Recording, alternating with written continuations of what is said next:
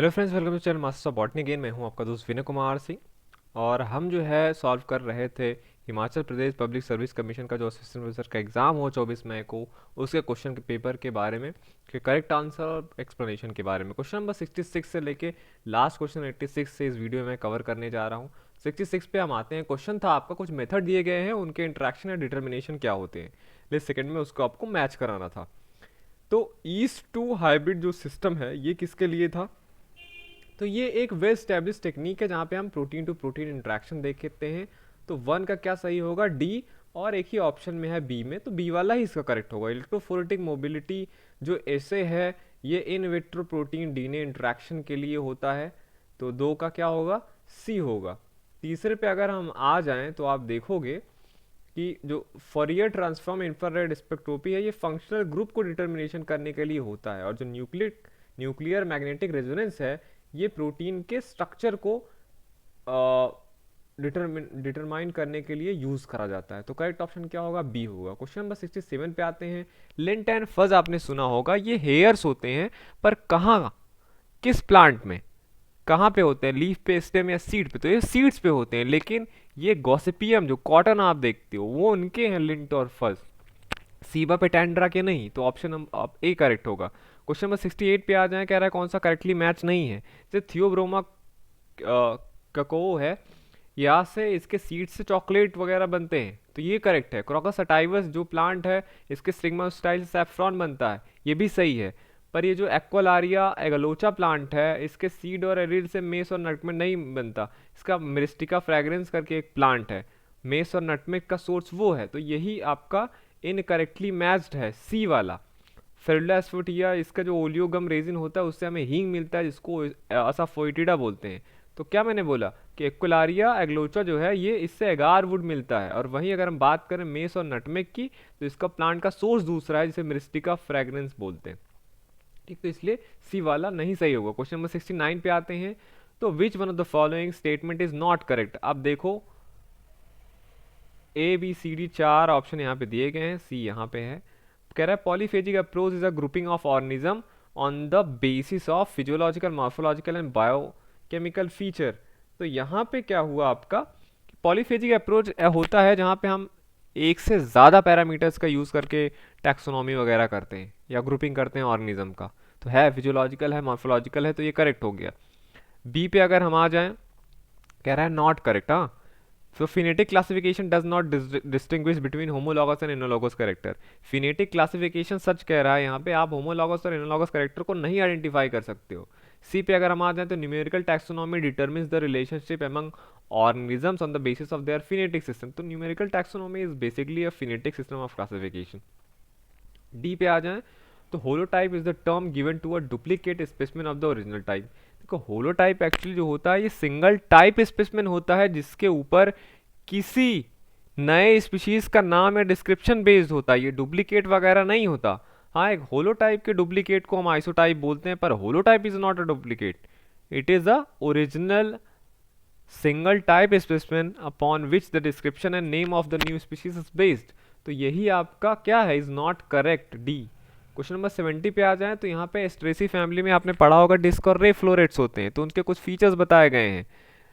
ठीक, अब इसमें रे फ्लोरेट्स कह रहा है क्या होते हैं। पहली बात तो मैं आपको बता दूं, बाइसेक्सुअल रे फ्लोरेट्स यूजली नहीं होते हैं, तो बाइसेक्सुअल वाला ऑप्शन आप हटा दो।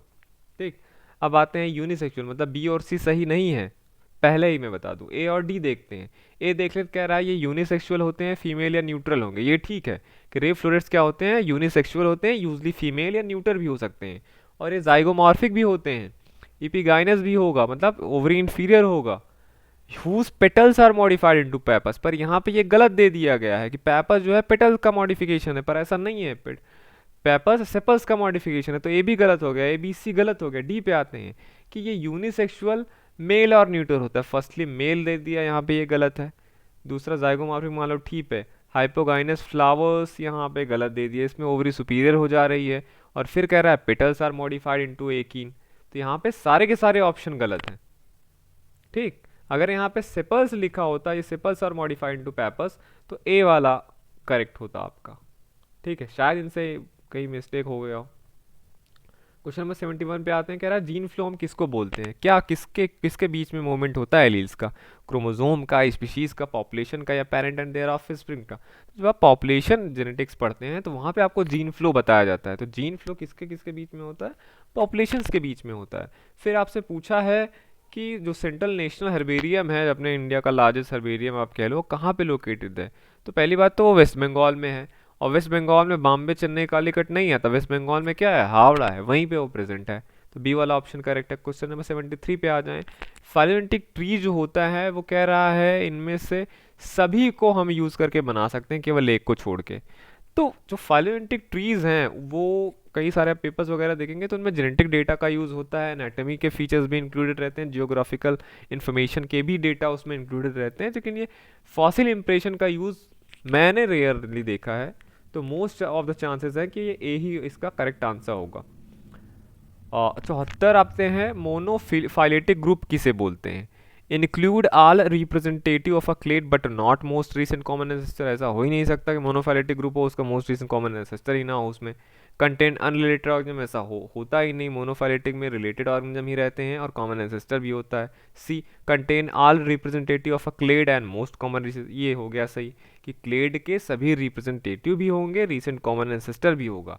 तो सी वाला ऑप्शन करेक्ट है। डी देख लेते हैं, include most recent common ancestor but not it descendant, descendant नहीं रहेगा तो मोनोफाइलेटिक ग्रुप होगा ही नहीं। तो सी वाला करेक्ट है। क्वेश्चन नंबर 75 पे आते हैं, कह रहा है एक थ्योरी के अनुसार कुछ हैबिटेट्स दिए गए हैं नीचे दैट आर अदरवाइज आइडेंटिकल होते हैं is expected to have the highest species diversity.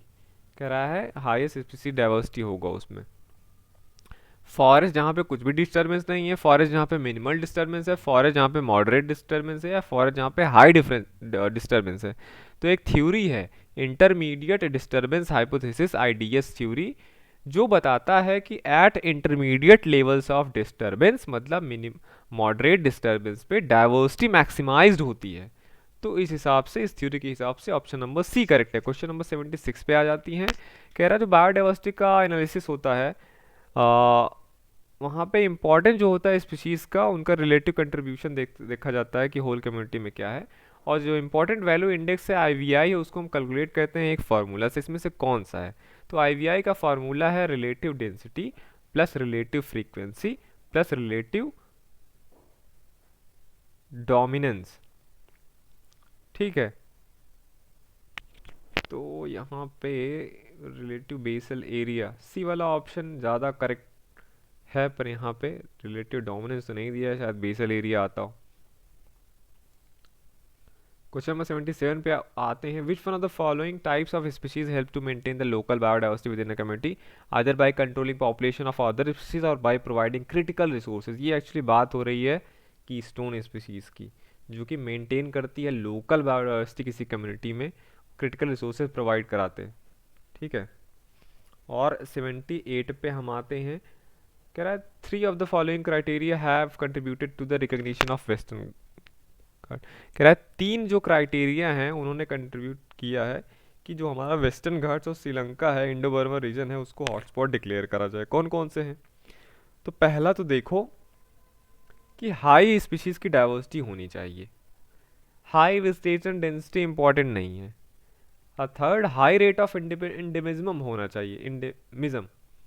ठीक है, तो 1 3 चाहिए, एथनोबॉटिकल इंपॉर्टेंस नहीं चाहिए, थ्रेट परसेप्शन चाहिए वहाँ पे। ठीक, तो 1 3 और 5 चाहिए, adaptation of flora and fauna to warm and humid condition नहीं चाहिए। 1 3 5 अगर हैं ये कैरेक्टर तो एक जगह को हम हॉटस्पॉट डिक्लेयर कर सकते हैं। Question number 79, greatest loss of biodiversity in the last 2 countries has resulted from the, देखो जो लास्ट 2 सेंचुरीज हैं उसमें जो ग्रेटेस्ट लॉस ऑफ बायोडाइवर्सिटी हुई है वो हुई है इन चारों ऑप्शन में से पहले वाले में। ठीक है, फिजिकल अल्टरेशन ऑफ हैबिटेट, यहाँ पे गलती से डी डाला हुआ है पर ए रहेगा, ध्यान में रखना आप। ठीक, physical alteration of habitat, alien species उतना नहीं इंपॉर्टेंट है पर दूसरे नंबर का है, फॉसिल फ्यूल का नहीं है ना, तो रिवर लेक ओशन का ट्रांसपोर्टेशन के लिए। ठीक है, क्या है, फिजिकल अल्टरेशन ऑफ हैबिटेट मतलब आप कह लीजिए क्या बोलते हैं उसे, 1 मिनट, हैबिटेट फ्रैगमेंटेशन या हैबिटेट लॉस, वही मतलब फिजिकल अल्टरेशन और हैबिटेट, ये इसने सबसे ज़्यादा कंट्रीब्यूट करा है, तो यहाँ पे क्या होगा, ए होगा। 80 पे आते हैं।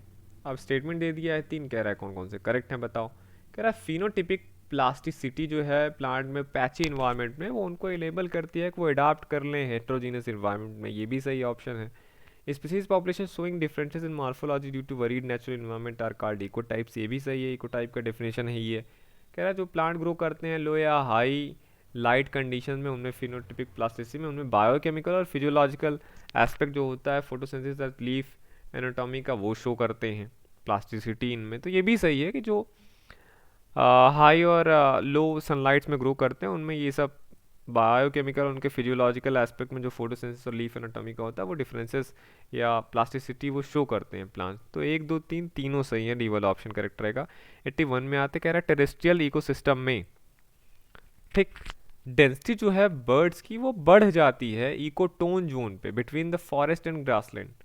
ठीक है, तो दो अलग अलग चीज़ें हैं फॉरेस्ट और ग्रासलैंड, ये दोनों जहाँ पे मिलते हैं उसको इकोटोन जोन बोलते हैं, और वहाँ पे बर्ड्स की डेंसिटी ज़्यादा होती है। किस वजह से? तो इसका आंसर है एज इफेक्ट की वजह से। एज इफेक्ट यही कहलाता है जब दो अलग अलग कम्युनिटी जहाँ पे मिलती हैं वहाँ पे एक अलग टाइप का वो बनता है, और वहाँ पे जो स्पीशीज़ है पॉपुलेशन होते हैं उनकी डेंसिटी ज़्यादा होती है, तो ये एज इफेक्ट कहलाता है। तो बी वाला ऑप्शन करेक्ट आएगा। 82 पे आते हैं, फिर आ गया कौन से स्टेटमेंट करेक्ट हैं, 3 स्टेटमेंट दिए गए हैं। कह रहा है कि जो प्राइमरी एडवांटेज है बेंथम एंड हुकर क्लासिफिकेशन का वो है कि जो उनके डिस्क्रिप्शन है ना वो एक्चुअल एग्जामिनेशन ऑफ स्पेसिमेन के हैं, तो ये सही है कि बेंथम एंड हुकर का क्लासिफिकेशन इतना पॉपुलर इसीलिए है क्योंकि उन्होंने एक्चुअल डिस्क्रिप्शन रखा है प्लांट्स का। फिर आते हैं एपीजी के सिस्टम पे, कह रहा है वो mostly flower morphology based system है, पर ऐसा है नहीं यार। एपीजी का सिस्टम क्या है, वो मॉलिकुलर बेस्ड सिस्टम है। तीसरा cladistic classify the organism based on their ancestry and evolutionary relationship, ये भी सही है। क्लैडिस्टिक में हम ऑर्गेनिज्म को उसके एंसेस्ट्री या एवोल्यूशनरी रिलेशनशिप के बेसिस पे क्लासिफाई करते हैं, तो 1 और 3 सही है, तो बी वाला ऑप्शन सही है। क्वेश्चन नंबर 83 पे आ जाए, सेम है, 3 स्टेटमेंट दिए गए हैं, कौन सा सही है? तो कह रहा है numerical taxonomy aims at डिटर्मिंग phenetic relationship between the organism और टैक्सा, ये सही है। न्यूमेरिकल टैक्सोनॉमी में इससे पहले भी ऑप्शन में कहीं पे आया था, तो फिनेटिक रिलेशनशिप का ख्याल रखा जाता है। दूसरा देख ले, कह रहा है एपोमॉर्फी को हम क्या बोलते हैं? Any character homologous within the clade but not unique to all member. अब यहाँ पे एक्चुअली इन्होंने उल्टा कर दिया है। एपोमॉर्फी प्लीजियोमॉर्फी दो टर्म होते हैं। एपोमॉर्फी कहते हैं जब कोई कैरेक्टर यूनिक हो पर्टिकुलर क्लेड के लिए और उसके डिस्टेंडेंट्स में। प्लीजियोमॉर्फी में क्या कहते हैं, कोई एक कैरेक्टर हो जो कि होमोलॉगस हो विद इन क्लेड, बस सारे के सारे मेंबर्स में यूनिक ना हो। तो यहाँ पे एपोमॉर्फिक का डिफिनेशन की जगह इन्होंने प्लीजियोमॉर्फिक का डिफिनेशन दे दिया गया है, जो कि करेक्ट नहीं है। तीसरा देख लेते हैं, फाइलोजेनेटिक क्लासिफिकेशन जो है of major help in understanding distribution pattern plant interaction pollen biology dispersal of seeds and fruit. तो हाँ, फाइलोजेनेटिक क्लासिफिकेशन की वजह से मेजर हेल्प हुआ है हमें, जिससे हम distribution patterns plant interaction etcetera को अच्छे से समझ सकते हैं। तो एक पहला और तीसरा ऑप्शन करेक्ट है, इसलिए डी वाला ऑप्शन करेक्ट है। तो पहला और तीसरा स्टेटमेंट सही है इसलिए।